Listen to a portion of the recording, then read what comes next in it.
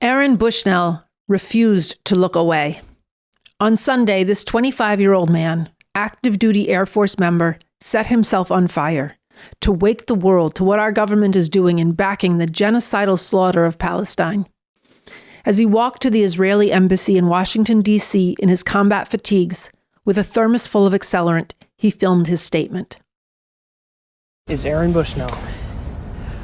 I am an active duty member of the United States Air Force, and I will no longer be complicit in genocide.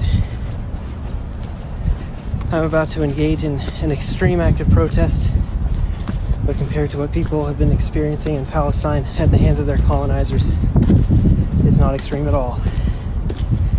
This is what our ruling class has decided will be normal. And then he doused himself and set himself ablaze.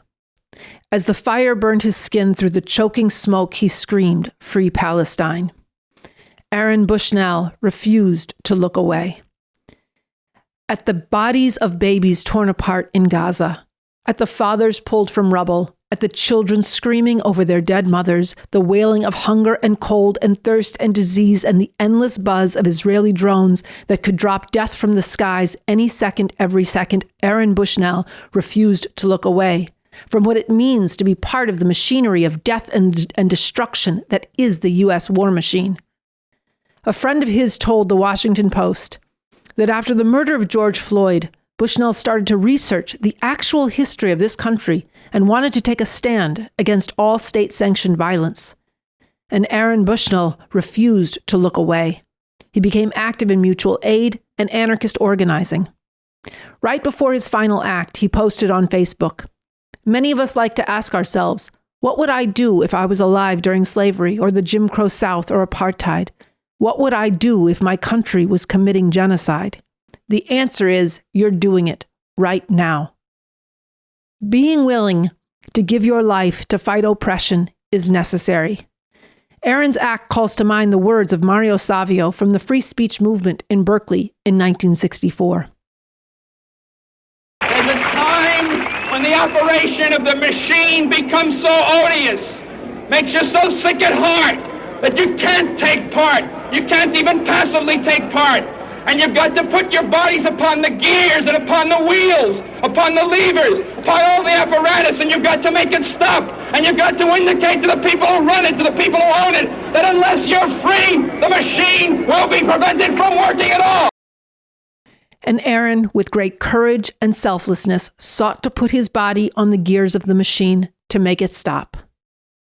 But for all of you who understand what Aaron did, who are deeply moved and shaken, who have fallen to the depths of despair and anger, who have no more tears to shed at the images and the cries for help from the Palestinian people, but who still refuse to look away, I want to say that there is not just something to die for, but something to live for.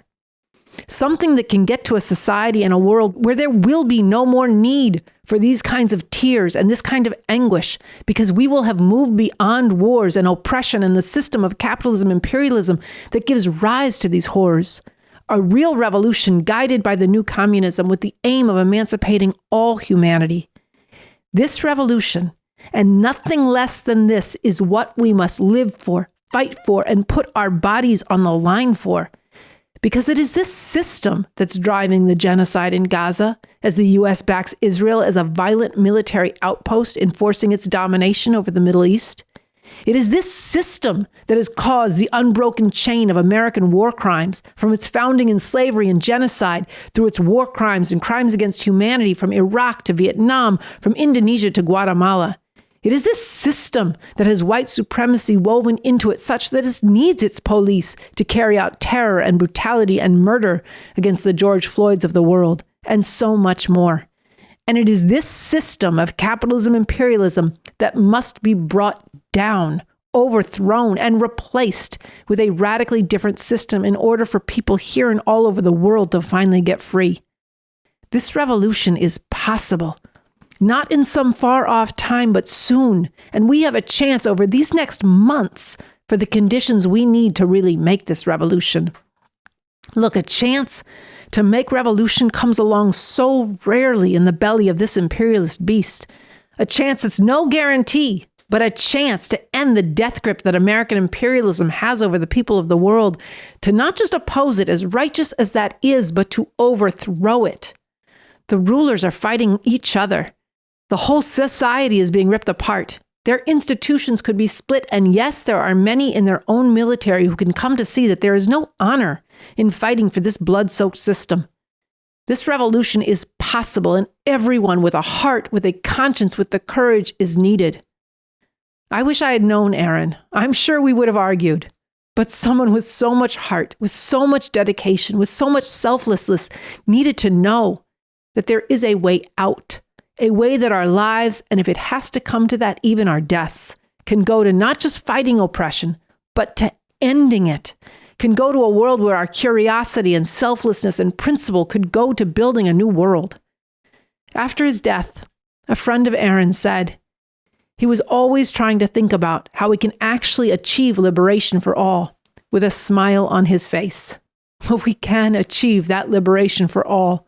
And everyone who feels what Aaron felt is needed now, refusing to look away from the horror, but also raising our sights to the hope, to the liberating world we can create if we make this revolution, with the courage to defy what the powers that be have ruled out of order, to dig into, to engage, to debate what's really at the root of this nightmare, and the scientifically grounded vision, strategy, and plan to get beyond it for real.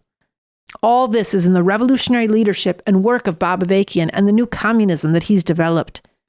As Bob Avakian said in a social media post this week, with all the bitter hardship of daily life for so many and the madness going on in the larger society and world, there is a way out through a revolution to sweep away this system and bring something much better into being. And this is a rare time when that revolution is actually possible.